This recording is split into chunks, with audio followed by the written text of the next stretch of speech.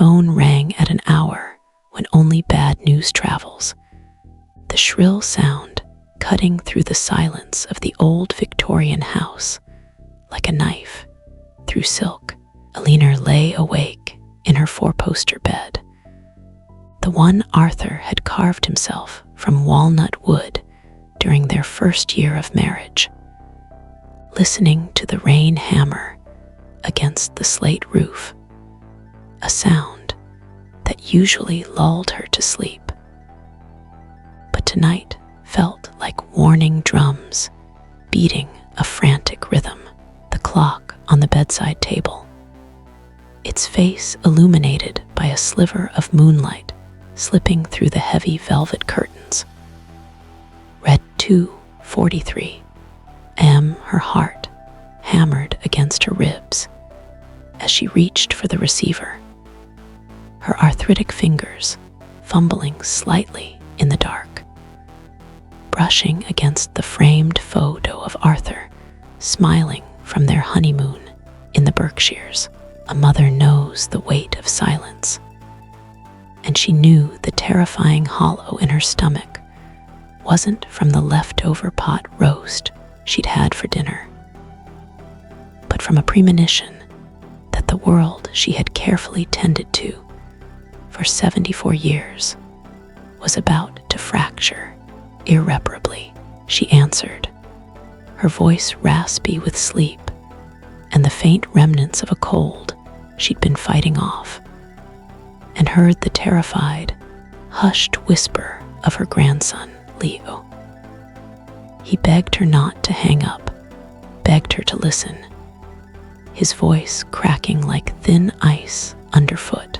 In the span of 3 minutes, 3 agonizing minutes that stretched like hours, the boy she had taught to play the piano on the old upright in the parlor and plant hydrangeas in the garden behind the house unraveled a conspiracy so cruel it made the cold dampness of the room seep straight into her marrow. He told her what he had heard from the ventilation grate in his own home, the hushed, angry plans of his parents, her only son, Robert, and his wife, Brenda. They weren't planning a birthday surprise or a family vacation to the coast like they used to. They were planning an eviction. They were planning to declare her incompetent, to strip her of her home and her independence. They were coming for the house on Chestnut Lane, and they were coming for her dignity, piece by calculated piece. Eleanor hung up the phone, the dial tone humming in the empty room like a mocking echo. And for the first time in her life, she didn't feel like a mother or a grandmother. She felt like prey, cornered in her own den by the very pack she had raised. The rain continued its relentless assault outside, each drop a reminder of the storm brewing not just in the sky, but in her bloodline. She pulled the quilt tighter around her shoulders, the quilt she and Arthur had bought in a small shop in Vermont 30 years ago. Its patches faded, but still vibrant with memories of laughter and shared dreams, and stared into the darkness, her mind racing through the decades that had led to this betrayal. The house on Chestnut Lane had been more than a home. It was a living archive of her life. Built in 1892 by a local mill owner, it had stood through wars, depressions, and the slow march of time. Its gingerbread trim and wraparound porch, a testament to Victorian resilience. Eleanor and Arthur had purchased it in 1952, right after their wedding, scraping together every penny from his job at the factory and her teaching piano lessons to neighborhood children. She remembered the day they moved in, Arthur carrying her over the threshold, both of them giggling like teenagers, the scent of fresh paint mingling with the promise of a future. They had raised Robert there, watching him take his first steps in the sunlit kitchen, hearing his cries echo down the hallways during sleepless nights, the scratches on the hardwood floors from his toy trucks, the faded pencil marks on the doorframe charting his growth. These were the invisible threads that bound her to this place. After Arthur's death 5 years ago from a sudden heart attack while tending the garden, the house had become her silent companion. She had grieved in its rooms, finding solace in the creak of the stairs that reminded her of his footsteps. The way the light filtered through the stained glass window in the foyer, just as it had on their anniversaries. But now, with Leo's words burning in her ears, she saw the signs she had ignored.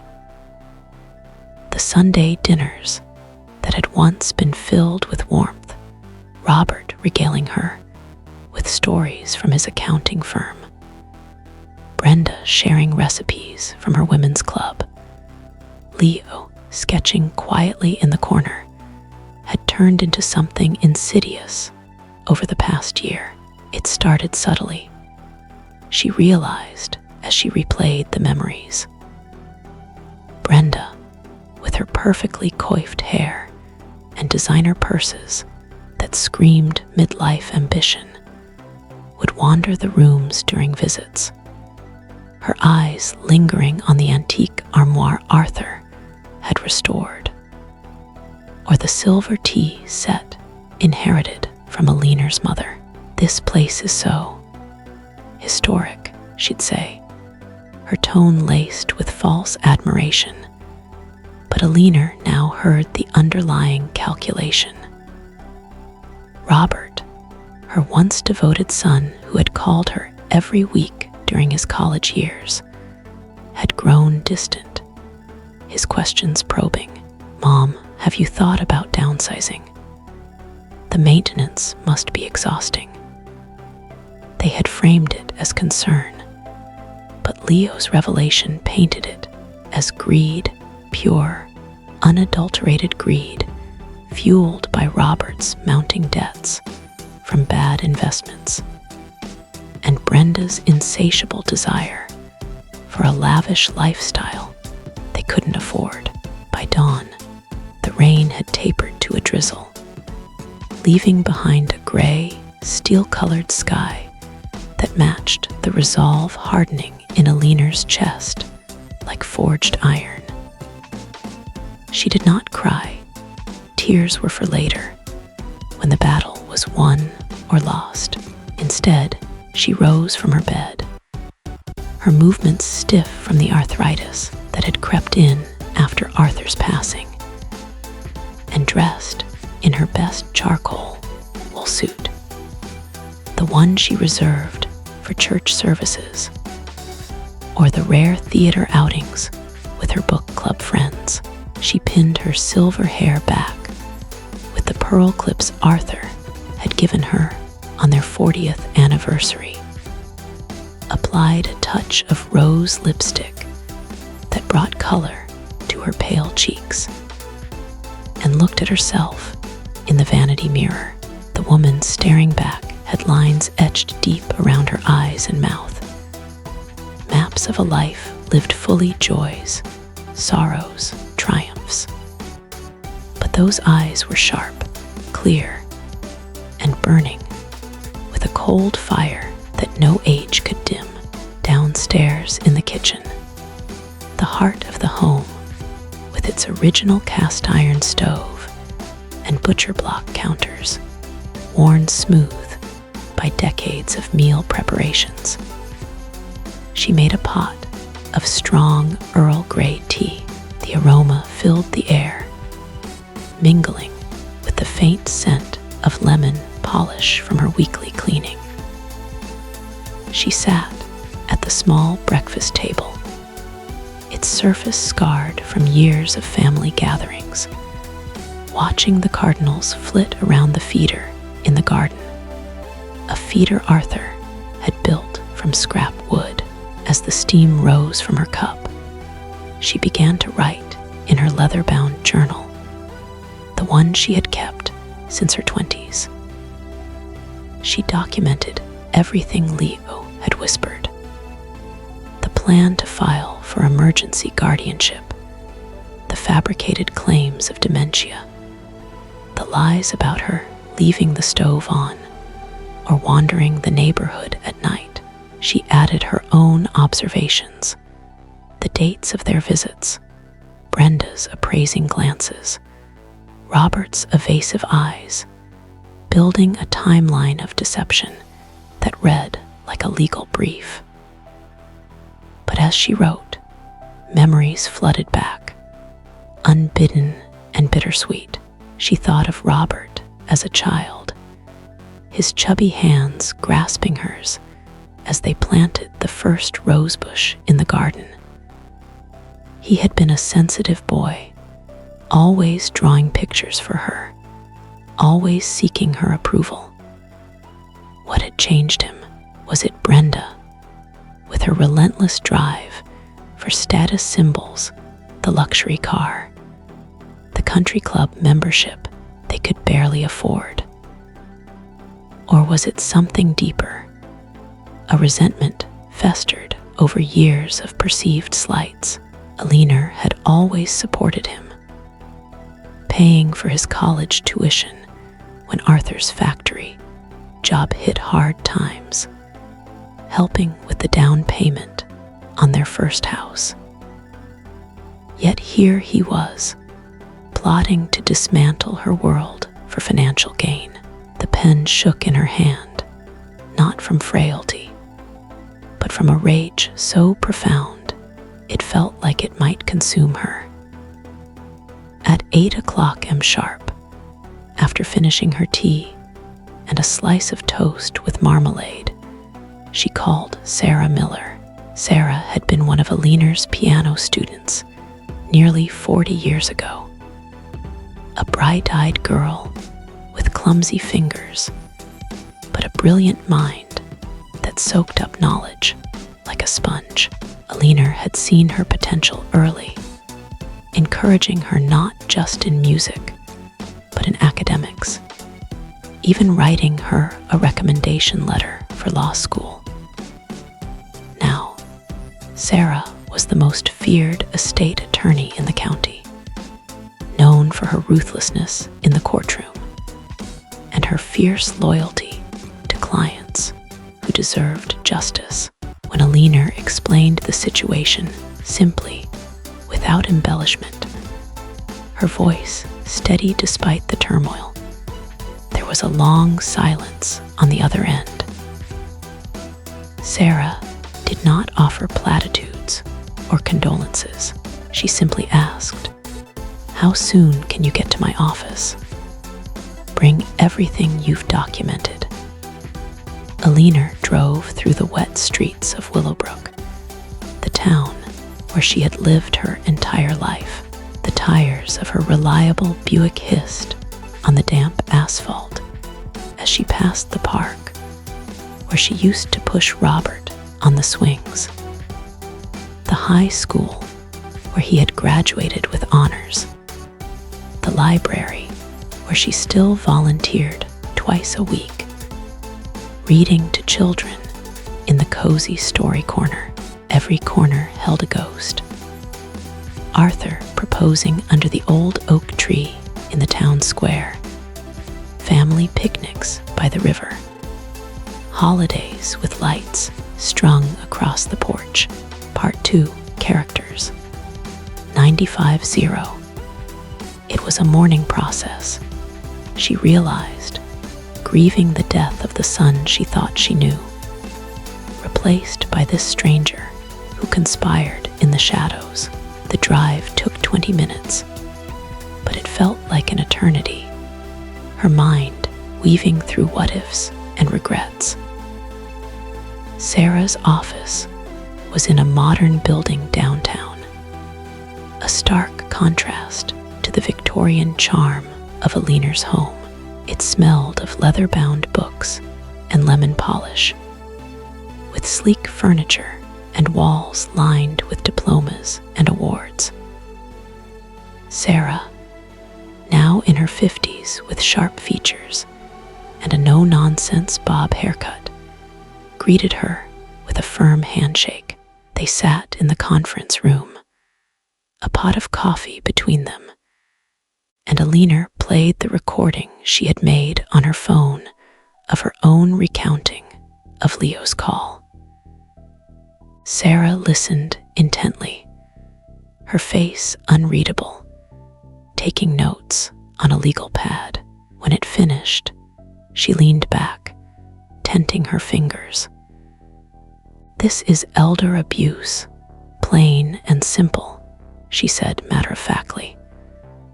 "They're trying to weaponize conservatorship, laws meant to protect the vulnerable, but they've underestimated you."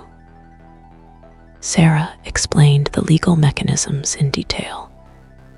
Robert and Brenda were likely planning to petition for guardianship, claiming Eleanor was a danger to herself, perhaps even fabricating medical evidence or witness statements.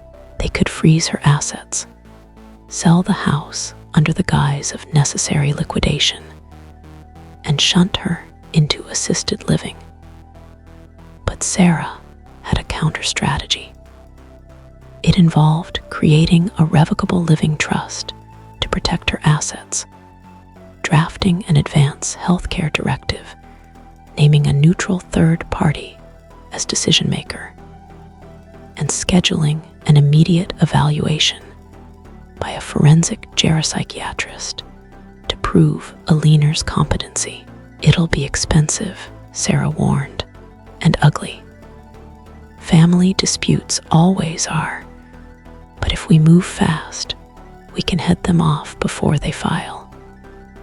Eleanor nodded, her resolve strengthening. "Do what needs to be done," she said. They spent the next 2 hours outlining the plan, Sarah's team pulling up templates and making calls. By the time Eleanor left, armed with a stack of preliminary documents, the sun had broken through the clouds, casting a tentative light over the town. She stopped at the grocery store on the way home, picking up ingredients for a comforting stew, as if normalcy could anchor her in the chaos. Over the next 3 days, Eleanor moved through her life with the stealth of a spy in enemy territory.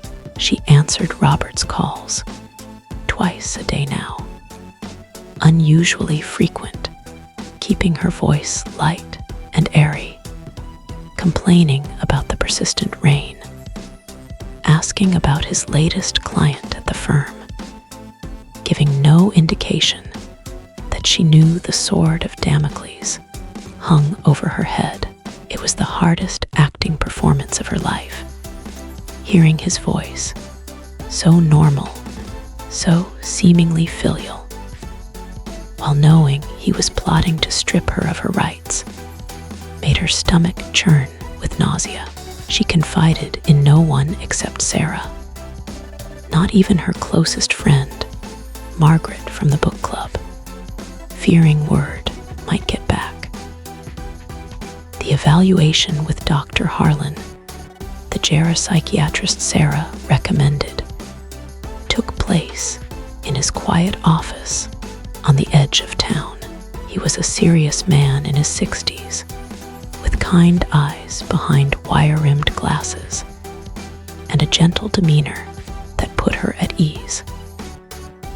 The session lasted 4 hours, a battery of tests designed to assess her cognition, memory, and reasoning. He asked her to count backward from 100 by sevens, 93, 86, 79. To recall a list of random objects after a delay. Apple, table, penny. To explain the current political climate. She discussed the recent elections with insight. Drawing on news she followed diligently. She solved puzzles, interpreted proverbs, and even discussed her financial management, pulling out her meticulously balanced checkbook as evidence. Dr. Harlan concluded with a warm smile. Mrs. Whittaker, not only are you competent, but your cognitive faculties are superior to many people half your age. I'll have the report ready by tomorrow. Eleanor took the thick, detailed document, her shield, and placed it in the safe in her study, hidden behind a false panel Arthur had installed for valuables. She was arming herself, brick by brick, document by document. That evening, she sat in the parlor, sipping chamomile tea, and allowed herself a moment of reflection. What if Leo hadn't called? What if she had signed those insurance papers blindly? The thought chilled her, but it also fueled her determination. As the week progressed, Eleanor delved deeper into preparation. She met with Sarah again to finalize the trust, transferring the deed to the house and her savings into it, naming Leo as the primary beneficiary upon her passing, but with stipulations that protected him from his parents' influence. She also reached out to an old family friend, Judge Harlan, no relation to the doctor, who had presided over local cases for decades. For informal advice, he confirmed Sarah's strategy and offered to keep an ear out for any filings. Meanwhile, she maintained her routine, volunteering at the library, where she helped a group of children with holiday crafts, tending her garden, pruning the dormant roses under a weak winter sun, and practicing piano, her fingers dancing over keys that held echoes of lessons with Sarah and countless others. But the strain showed in small ways. Nights were sleepless, filled with dreams of Arthur warning her from beyond, or Robert as a boy turning away from her. She confided in Leo via secret texts, using an app he had shown her, assuring him she was safe, that he had done the right thing. Leo, for his part, was enduring his own hell at home. Brenda's sharp tongue, Robert's brooding silence. He sent her a drawing one night, scanned and emailed a portrait of her in the garden, strong and serene. It brought tears to her eyes, the first she allowed herself. Sunday arrived with a sky the color of a bruised plum, heavy with the promise of more rain. This was the day Leo had warned her about. The day they planned to bring the papers, disguised as insurance forms or tax documents, hoping to trick her into signing away her power of attorney. Eleanor spent the morning cooking, transforming the kitchen into a haven of aromas. She roasted a chicken with lemon and rosemary from her herb garden, mashed potatoes with butter churned from local cream, glazed carrots harvested that fall, and baked an apple pie from scratch, peeling the heirloom apples with the paring knife Arthur had sharpened for her years ago. The domesticity grounded her. If this was to be the last supper of their family as she knew it, she would serve it the grace of the matriarch she was. She set the dining room table with the good china, the set with the gold rim passed down from her grandmother, and placed fresh flowers from the greenhouse in the center, their petals a defiant burst of color. She dressed in a sapphire blue dress that made her eyes look like tempered steel, added a string of pearls, and waited. When the doorbell rang at 4:00 p.m., she took a deep breath, inhaling the scent of the roasting chicken and the old wood of the hallway polished to a shine, and opened the door to her enemies. Robert looked tired, his shoulders slumped under his wool coat, his eyes avoiding hers as he leaned in to kiss her cheek, the stubble scratching slightly. Brenda was brittle, her smile tight and stretched thin over her Botoxed lips, carrying a bottle of wine that Eleanor knew from the label was cheap, but would be presented as a rare vintage. And there was Leo, her brave, terrified Leo, standing behind them like a shadow, pale and shaking slightly, his backpack slung over one shoulder.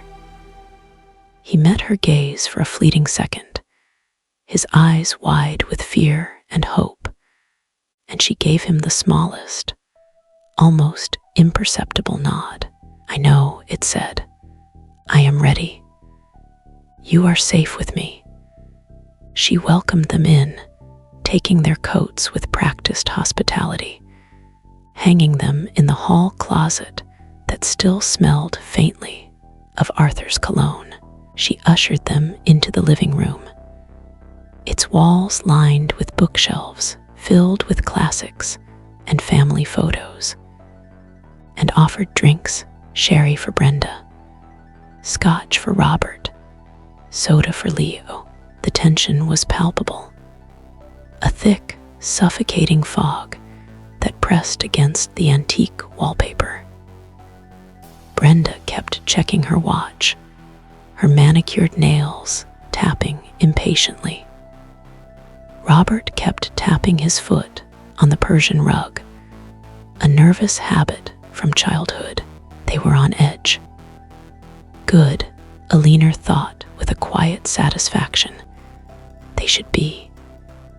Dinner was a surreal affair, the clinking of silverware on porcelain sounding like gunshots in the quiet room.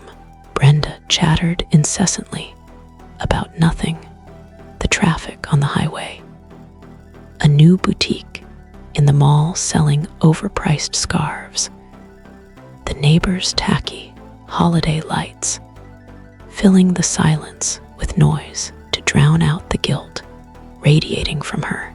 Robert ate mechanically, staring at his potatoes as if they held answers, his fork scraping the plate.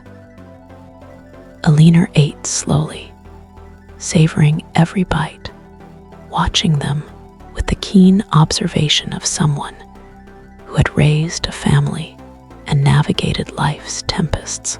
She asked Leo about his art class, and for a moment, the boy lit up, talking about charcoal sketches and learning perspective from a new teacher who encouraged abstract work. But then he remembered the heaviness, glanced at his parents, and shrank back into himself.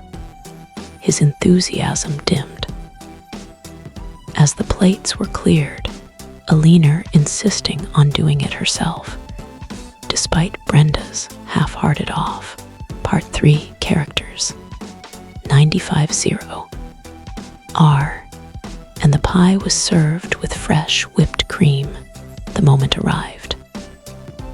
Brenda cleared her throat, a harsh, grating sound, and reached into her oversized tote bag, pulling out a thick manila envelope.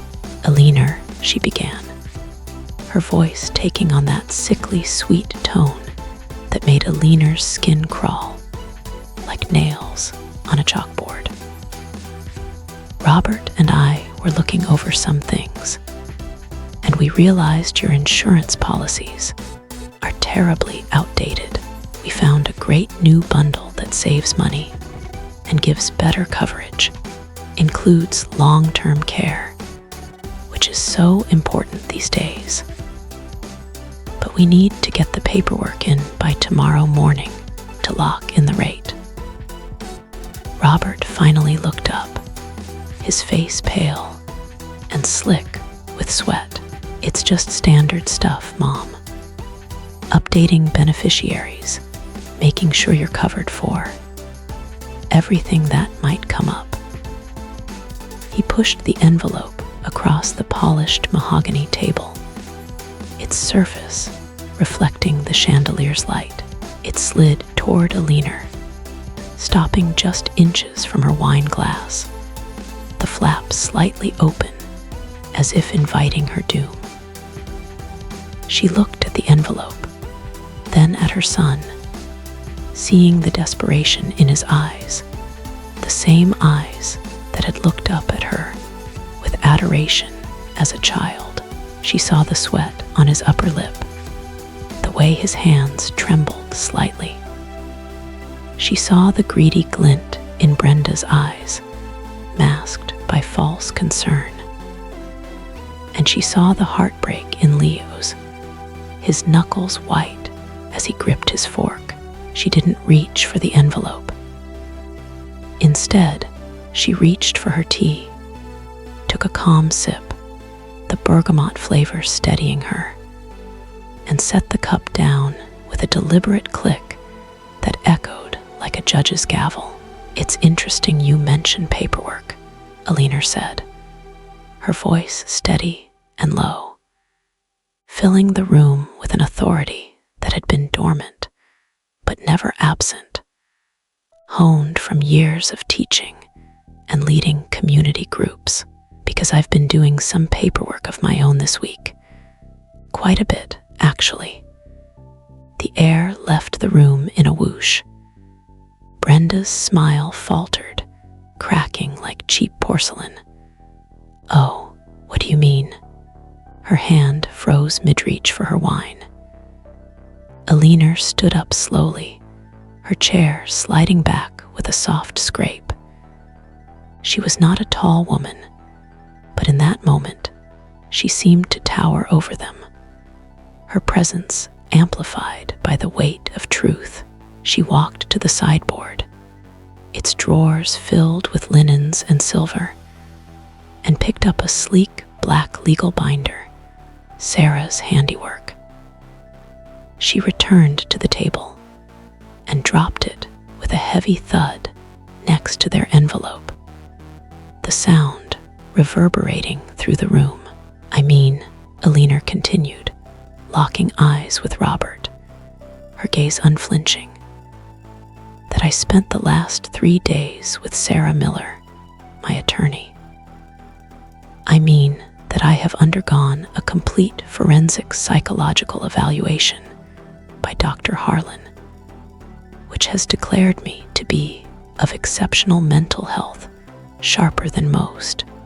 In fact, and I mean that I have restructured my estate into an irrevocable trust, effective as of yesterday afternoon."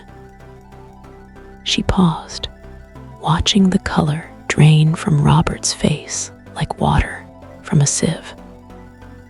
"The house is in the trust, the savings, the investments, everything. And neither of you are the trustees. I've named an independent fiduciary, with Leo as the ultimate beneficiary when I'm gone." The silence that followed was absolute, the kind that follows a thunderclap, the split second before the shockwave hits. Brenda was the first to recover, her voice shrill and cracking like glass under pressure. What? What are you talking about?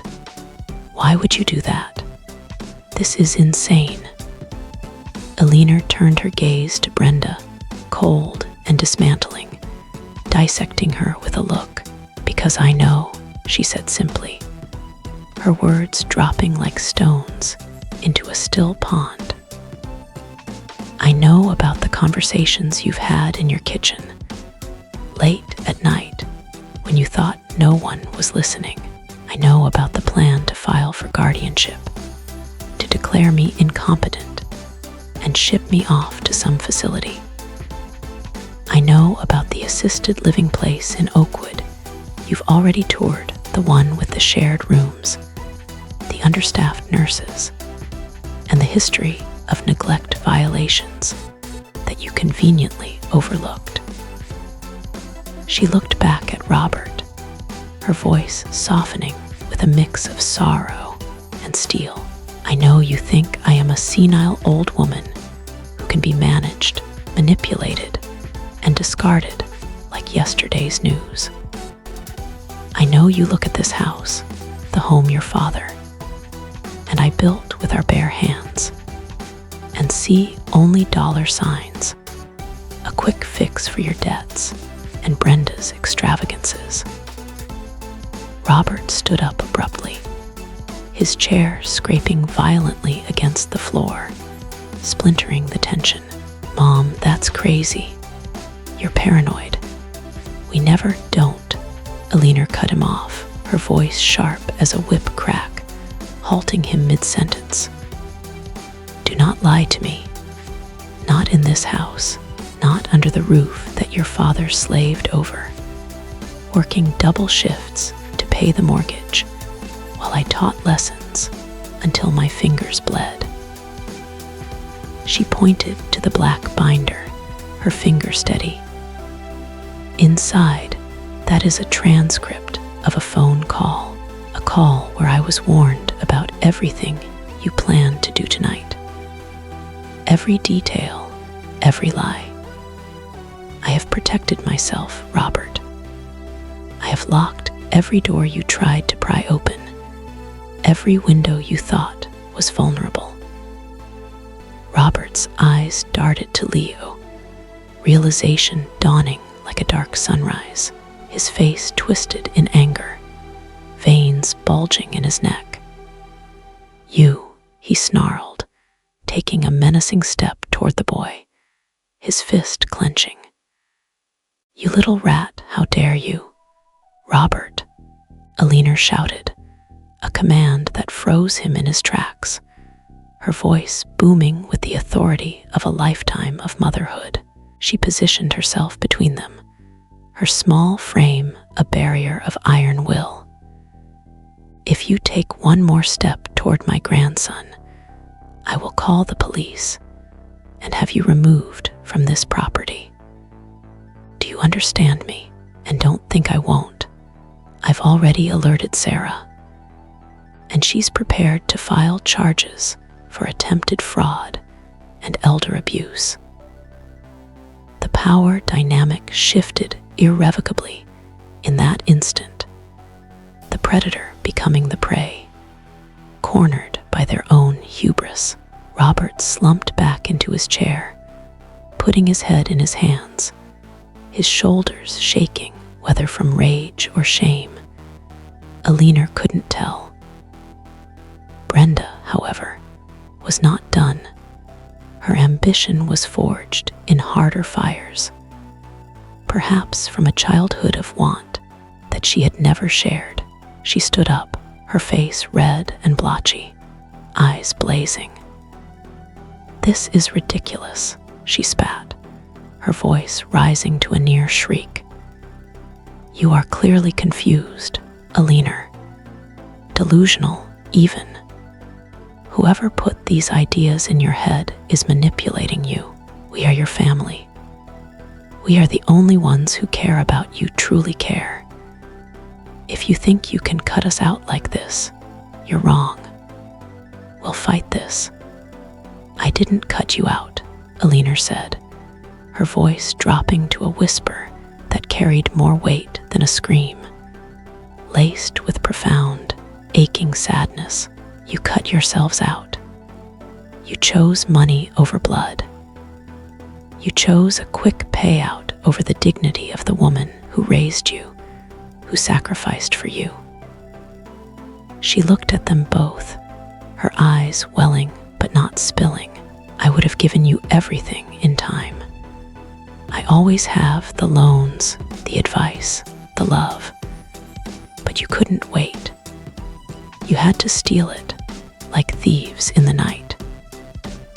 She picked up their manila envelope and tossed it back toward them with a flick of her wrist, watching it skid across the table.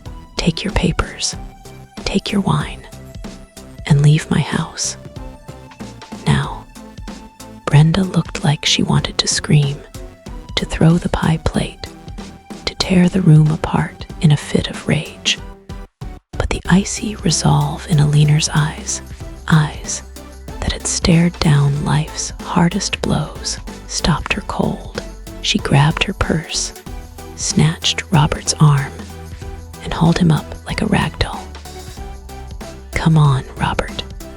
She's obviously lost her mind. We'll handle this in court. Our lawyer will eat this up. Eleanor laughed then, a dry, humorless sound that echoed off the walls, surprising even herself. You can try, Brenda. But Sarah Miller is waiting for you. And unlike you, she has the truth on her side, the reports, the timelines, the evidence. Go ahead, drag this into the light. See how your concern holds up under scrutiny. Robert looked at his mother one last time as Brenda dragged him toward the door. His eyes filled with a turbulent mix of shame, resentment, and perhaps a flicker of regret. The boy he once was peeking through, but he said nothing. His silence a final betrayal. He let his wife lead him out into the night, the cold wind whipping through the open door. Brenda slammed the heavy oak door behind them, the sound echoing through the house like a final gavel strike, severing the ties that had frayed beyond repair. Eleanor and Leo stood in the hallway, the silence returning. But this time, it wasn't oppressive. It was the silence of safety, of a storm past. Leo looked at her, tears finally spilling over his cheeks in silent streams. I'm sorry, Grandma, he sobbed, his voice breaking. I'm so sorry. I didn't want to cause trouble. I couldn't let them do that to you. Eleanor pulled him into her arms without hesitation, holding him tight, feeling his slender frame shake against her. She rocked him gently, as she had when he was a baby with colic, smelling the rain on his clothes and the boyish scent of soap and pencil shavings. You didn't cause trouble, Leo, she whispered into his hair, her voice soothing. You saved me. You saved us. You're the hero in this story, my brave boy. Leo started to pull away, glancing toward the door with dread. I have to go with them. They'll know, Part 4 Characters. 6392. Anner said firmly, catching his hand. Leo stays here. Her voice brooked no argument. Robert's voice echoed from outside as he realized, pounding on the door. Open up. He's my son. He's a minor. He's coming with us right now. Eleanor opened the door a crack, her foot braced against it. He is 17, she stated calmly. And according to the text messages, he sent me messages I've saved and shared with my attorney. He does not feel safe in your home. There are mentions of arguments, of threats, of an environment that's become toxic. If you try to force him, I will petition for emergency custody. immediately. Given the evidence I have of your conspiracy to defraud a senior citizen, do you really want to invite Child Protective Services into your lives right now? Think carefully, Robert. It was a calculated bluff, backed by Sarah's preliminary filings, but it worked like a charm. Robert stared at her, the fight draining from him as the reality sank in. He looked at Leo, who stood resolutely beside Eleanor, then back at his mother. The wind howled, carrying away his last shreds of defiance. He turned and walked to the car, Brenda cursing under her breath as she followed. The engine roared to life, headlights cutting through the darkness, and they drove away, leaving skid marks on the wet pavement. Eleanor closed the door softly, locking it with a click. She turned to Leo, who looked shell-shocked but relieved. "You're home now, if you want to be," she said. "We'll make it official tomorrow with Sarah's help." That night, as Leo settled into the guest room, now his room, with fresh linens, and a stack of his favorite books Eleanor had kept from his childhood visits, she sat in the kitchen with a cup of decaf coffee, reflecting. The confrontation had been cathartic, but it opened wounds she hadn't anticipated. Robert's face in that final moment haunted her. Was there redemption possible? Or was this the end of their bond? The weeks that followed were a whirlwind of legal motions, emotional adjustments, and unexpected revelations. Robert and Brenda did fight back, hiring a slick lawyer from the city who sent blustering letters demanding access to the house and accusing Eleanor of undue influence over Leo. Sarah countered masterfully, presenting the psychiatric report, the trust documents, and even subpoenaing neighbors who attested to Eleanor's independence. The case escalated to a preliminary hearing in the county courthouse, a grand old building with marble floors and echoing halls. Eleanor testified with poise, recounting the events without drama, her voice steady as she described the betrayal. Leo, with Sarah's guidance, gave a deposition about overhearing the plans and his fear at home, revelations that included Brenda's verbal abuse and Robert's increasing alcohol use, fueled by financial stress. The judge, an old acquaintance of Judge Harlan's, ruled in Eleanor's favor, dismissing the guardianship petition and issuing a restraining order against Robert and Brenda approaching the house. But amid the victory, a twist emerged. During discovery, Sarah uncovered financial records showing Robert had been embezzling from his firm small amounts at first to cover debts, but escalating. Brenda had known, even encouraged it, seeing the inheritance as a bailout. The revelation shattered Eleanor further. Her son wasn't just greedy, he was desperate, on the brink of ruin. She debated pressing charges, but ultimately chose mercy, negotiating a settlement where they dropped all claims in exchange for no criminal referral. Robert sent a letter weeks later, a halting apology scribbled on plain paper. "Mom, I lost my way. I'm getting help." It was a start, perhaps, but trust would take years to rebuild, if ever. 3 months later, Robert and Brenda moved to another state, chasing a job opportunity or fleeing scandal, depending on the gossip. Eleanor didn't stop them, she let them go. The grief a dull ache like an old scar. Life on Chestnut Lane blossomed anew with Leo's presence. He enrolled in the local high school, thriving in art classes, filling the house with his sketches and laughter. Eleanor taught him Arthur's woodworking skills in the garage, and he taught her to use video calls to connect with distant relatives. They hosted small gatherings, book club meetings, holiday teas, reviving the home spirit.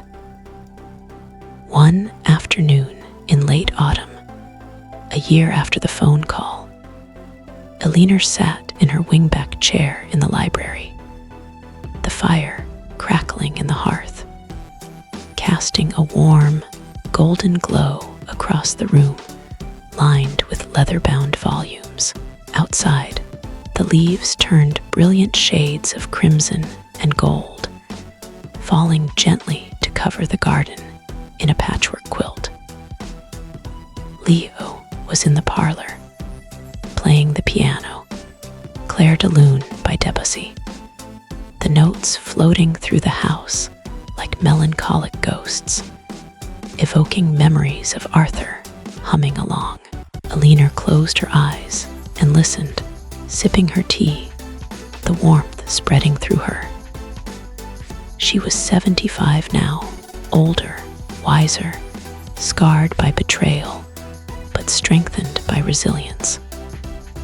She thought of Arthur, of the life they built brick by brick.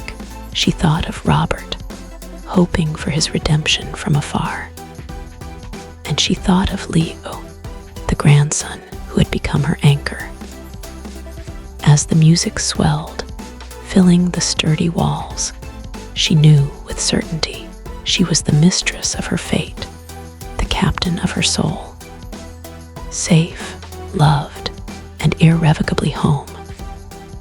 But life, Eleanor knew, was not a neat ending. Months later, a letter arrived from Robert, sober, seeking reconciliation. She met him at a neutral cafe, Leo by her side. Tears were shed, apologies exchanged, boundaries set. It wasn't forgiveness overnight, but a tentative bridge. Brenda was out of the picture, divorced in the wake of the scandal.